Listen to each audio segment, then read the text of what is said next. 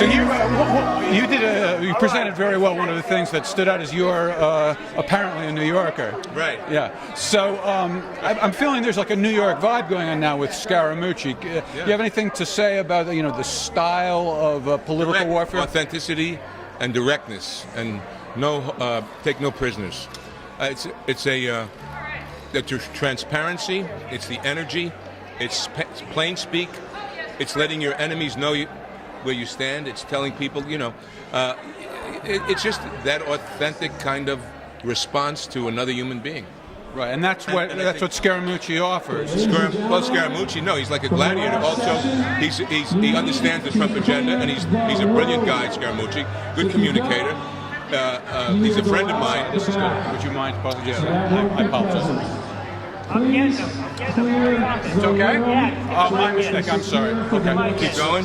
Yeah, so no, Anthony Scaramucci is a friend of mine. He's like a gladiator now. I mean, he's, the White House and what's happening in D.C., because of both the Democrats and the GOP elites, there is a resistance to Donald Trump and the agenda. You know that. Absolutely. You feel that. So what he's doing is, I think, you need people like him and now Kelly to be a line of defense to get this agenda on track. So there's no more, and Trump is brilliant at being able to find out who's who and then adjusting. He's always done that.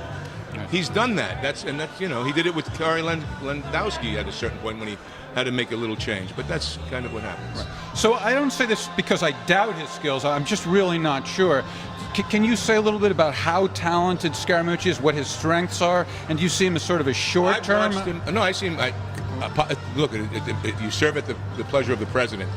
I've watched Anthony Scaramucci and known him for several years. That guy is a very bright, accomplished person. He's a good communicator. He's very strong. His mind is strong. He can combat. He can at least debate on issue, and absolutely understand that his agenda and his loyalty is to America and what President Trump wants to accomplish for the country. That's it, plain speak. There's no other agenda. It's not growing the GOP. It's not letting the GOP or the Democrats do that. But how do we then move this to the people?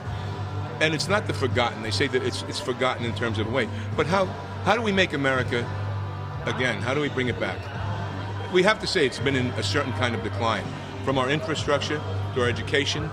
I mean, the whole thing. So our economy, and it's so I think these guys are going to go in there, and what they're doing is they're setting the stage to make some broad changes that are already happening. You see it on the world stage even. I can't underestimate that meeting that Trump had in Saudi Arabia, the importance of that. You have Iran, North Korea in an alliance. That President Clinton made the same deal with North Korea in 1996. Did you know that? No. The same nuclear deal. Look it up. That we made with Iran. We gave them, I think, $6 or $4 billion. Now we gave Iran $33 billion. Some of that cash is going to Iran. That's why they're rate establishing with the ICBMs. I mean, there's a whole other world game.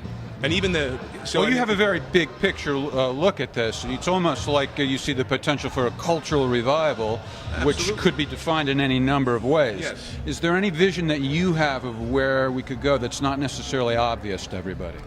Well, I just think in terms of a unification eventually of America that we haven't seen in decades. That's what I see. And I know that the LGBT community is perplexed about the transgender issue, but I think that in the military, I think that has certain aspects to it. I think we need an adjunct department. In other words, because it's not just the transgender. For every 60 applicants for armed forces, 59 of the inner cities are rejected for whatever reason. Education, who knows why. That's a huge manpower.